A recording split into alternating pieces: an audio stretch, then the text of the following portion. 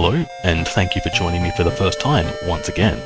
Yes, I am in fact bold enough to assume you will watch this video multiple times. Now I hear you asking, why would I watch this handful of pixels you call a roguelike again, if I can barely make out what's happening first time? No more questions. So, the old gods. Cosmic entities that want to eat you, eat the planet thus eating you, roast you, presumably to later eat you, and generally pretty bad stuff. But it seems a group of Vor cultists, Vortists if you will, caught wind of this, and are trying to summon these monsters, though it's up to us to stop their ritual before they can receive any sexual gratification. How does one stop these virgin autists, Vortists if you will, from destroying the world? By going on a series of Scooby-Doo adventures solving the mysteries that are plaguing our local Yeezyverse. Now this is where the core gameplay comes in. Solving a mystery requires you to investigate various locations, triggering an event to play out. Which event? Who knows?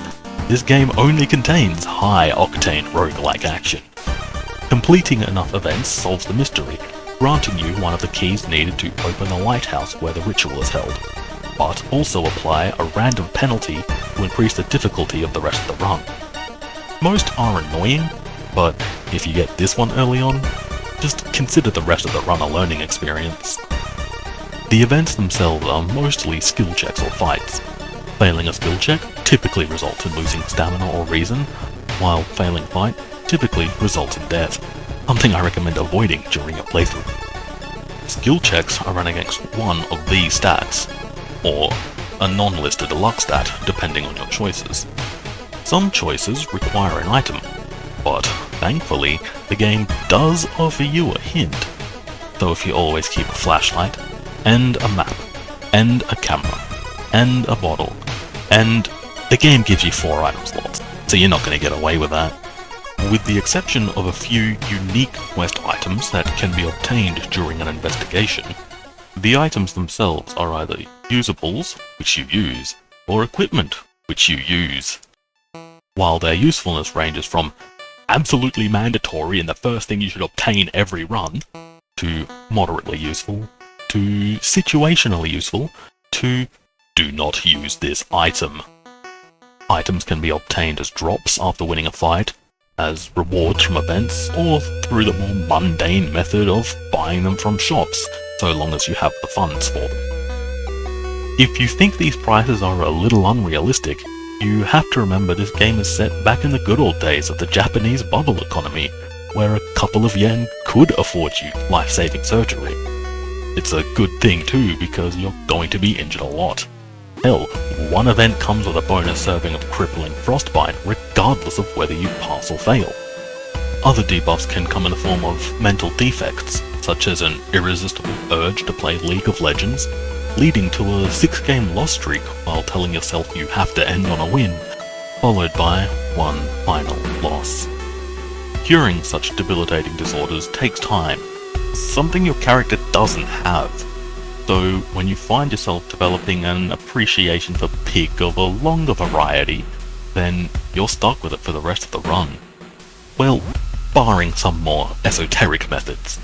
After all, what kind of game would this be if magic weren't available to you? A pretty standard run actually. Of course, when it comes to actually learning magic, you simply head down to the local school library, where the wonders of public education will teach you all about the latest in magic, alongside cutting-edge developments in phrenology, ether physics, and bloodletting. Spells have a variety of uses, with some simply dealing damage in combat, some providing healing in and out of combat, while others provide you with utility throughout your investigations. We're going to need some Sakura friends. You can recruit the bonus stats through certain events, by completing certain mysteries, or more reliably, by going to school and convincing the Zoomers that fighting an ancient evil would be hog, no cap, for real. If for some reason that isn't convincing, you still have a few options to flex your charisma. Not all allies are equal though, as some are worth keeping, while others are worth not keeping. If you've gotten to the point where you view life as expendable, then you've probably built up enough exp to level up. Every 100 experience can net you a level up, where you can choose a perk and either increase one of your stats, or, if you're desperate, spend that point on healing instead. The perks you can choose are randomized from a pool of both generic and character-specific perks, so be prepared to re-roll until you get the perk that you truly need. Of course, the perks you need to make a run successful change depending on which character you pick at the start of the game. You have a few to choose from, such as Japanese Schoolgirl, Rookie Reporter, Japanese Schoolgirl, Smoking Man, Japanese Schoolgirl.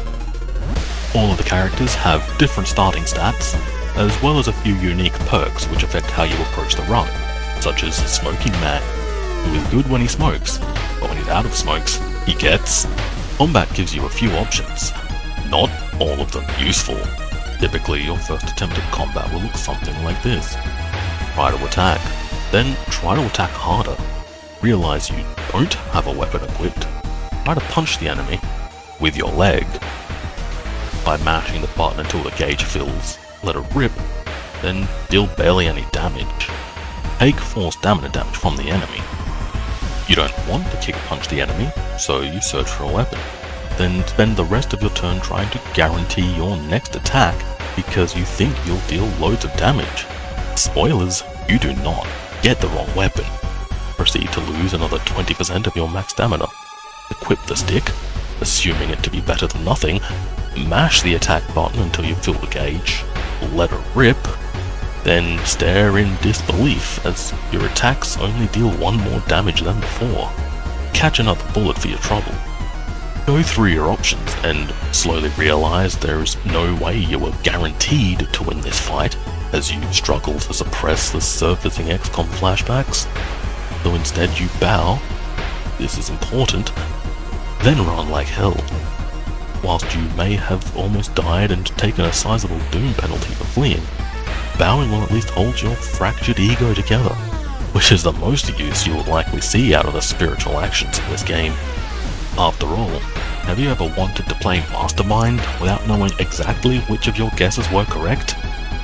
If you do manage to crack the code, the same exorcism ritual will work for the whole run, but since it only kills ghost-type enemies, of which there's only a handful, I prefer to simply grind the corpse to dust and snort the remains.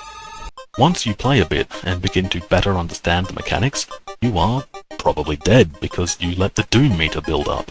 What raises doom? Everything. Walking? Doomed. Resting at home? Doomed. Engaging in capitalism? Doomed. With each moment of existence bringing doom upon the populace, you may mistakenly think this game is set in Russia. But the long life expectancy of the residents and the lack of rampant alcoholism soon correct any such notions. How does one deal with doom? Well, I find that a system of prayer offered to any god that will listen is the only way, inshallah, to build the positive karma you need to rig RNG in your favour, thus avoiding Lord Shiva's wrath in the form of doom events and re-rolling for items and perks. Nice. All these mechanics combine to give you a game where you are constantly trying to balance your resources against each other, and using the knowledge of previous runs to help you plan the order you investigate mysteries, and managing the risk versus reward of event outcomes. For example, I would much rather take the 1 stamina damage than open the mail and risk witnessing something truly evil. The weebs amongst you may have already noticed the game draws heavy inspiration from Junji Ito's comics, take that weebs, and a man whose cat shall not be named. But apart from a few minor references, the content is original whilst maintaining the same flavour of weirdness and alien logic. Update. It seems autism can travel through space and time. Your outrage over my previous factually incorrect sentence has reached back and revealed to me that Athiolasth is Remina, which is a rather large plot point. The writing to some of the events is genuinely unnerving. One which stands out to me is about escorting a lost child home.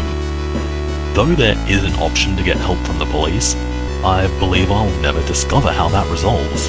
as every time I try to click it, I find the spirit of Ned Kelly himself takes hold and physically prevents me from cooperating with the police. So I again find myself waltzing Matilda back to her home. I don't have too much to say about the music. You've been listening to it so far, and I trust you don't need to be told what you think about it, but on the off chance I'm wrong, you like it. The sound effects are best enjoyed on minimum volume, unless you wish to blow your eardrums out every time you start the game.